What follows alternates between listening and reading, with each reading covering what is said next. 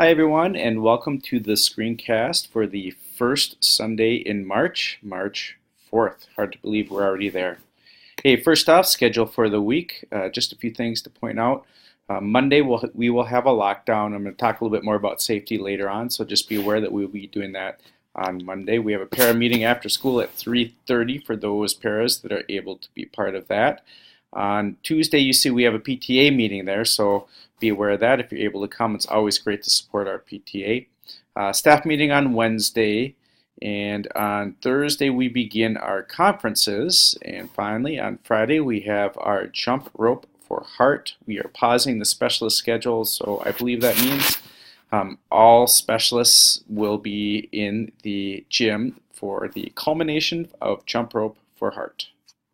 Hey, I want to take care of a few business order things here. First off, real quickly, yearbook orders we're doing a little bit different this year. Just a reminder, and I know Michelle sent this out, when you get a yearbook order, just put it in the collection envelope, mark off that kid, and remember to turn those in to Michelle on March 16th. Just remember also that students, if they don't get those in by March 16th, there are still some yearbooks that they will be able to purchase later on once they are distributed to everybody else, and that's a first come first serve. So hopefully we will make sure we get those taken up with getting the pre-orders taken care of. And don't open up the envelopes that you get from the kids, just put them right in the collection envelope just so that there's no mistakes or mix-ups with the money. I just wanted to make sure everybody had our most recent update on our assessment schedule. There really is not any big changes there, but just wanted to make sure you all have the most recent dates there too. Hey, next up, conferences. If you would like me to be a part of your conference, just a reminder to sign me up on that Google document on my tab. Zones of regulation. Kathy Bailey, thank you for sending this out to staff. If you are interested in learning more about zones of regulation, I included the link here. I know that Rachel uses that with specific kids, and Kathy, you must be using that in your classroom too, and I know some of us do. So a great resource for helping students gain self-regulation skills.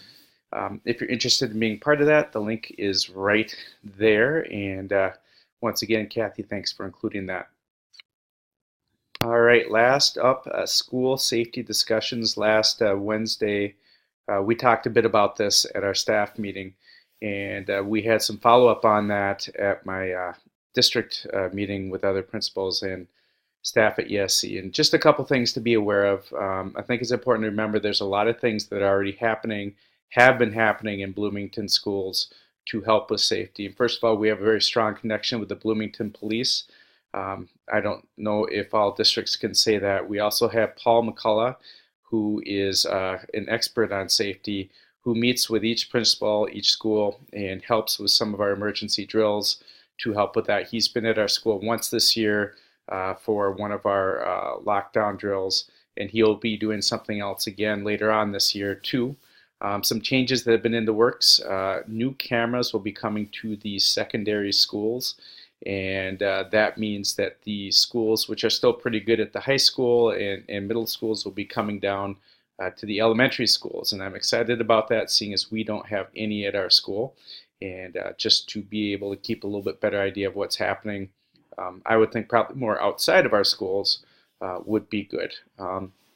Walkie-talkies are also coming. We have walkie-talkies now, but as some of you might realize, sometimes when people are on the playground or at the end of the day when we're trying to communicate with you out at buses, it's really hard sometimes to hear. And the new ones that we'll have coming are much better. They have a much bigger range, but that's for next year. But those are things that have been happening and will continue to. But also because of national events, we are reviewing our procedures at a district and building level. And some of the things that are just good reminders: never prop open doors during the school day. That is huge. We want to make sure that everybody has to come in through the main office. And if doors are propped, obviously that is a concern. Always wear your badge, whether you're at Westwood, whether you're at ESC. That's just a way of making sure that obviously we know that we're staff, school personnel. So those are two big things that came through.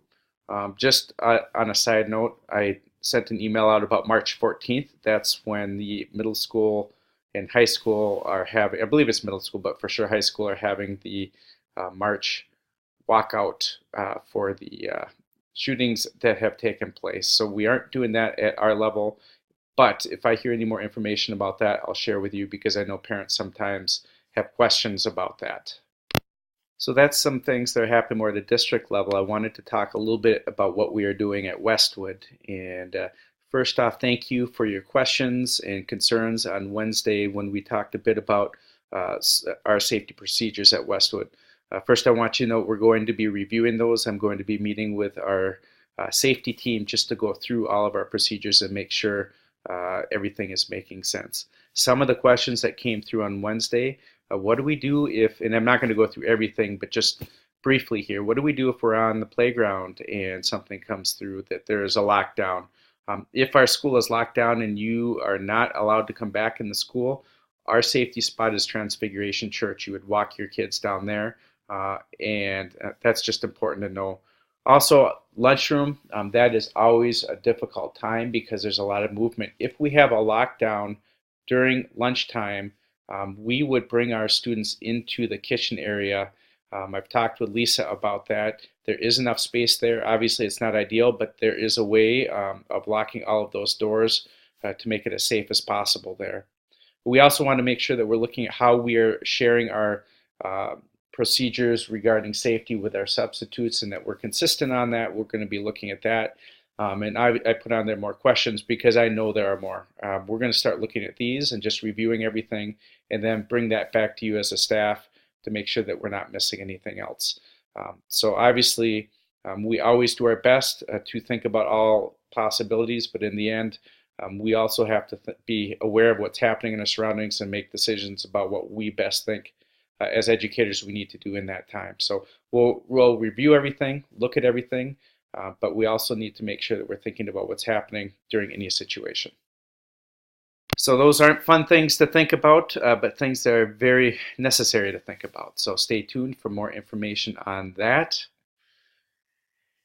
And that is all I have for today. Have a great rest of the weekend. And looks like we might have a little bit more snow coming in, but we are getting toward the end of winter, and hopefully that snow won't stay long. Have a great rest of the weekend and take care, everyone.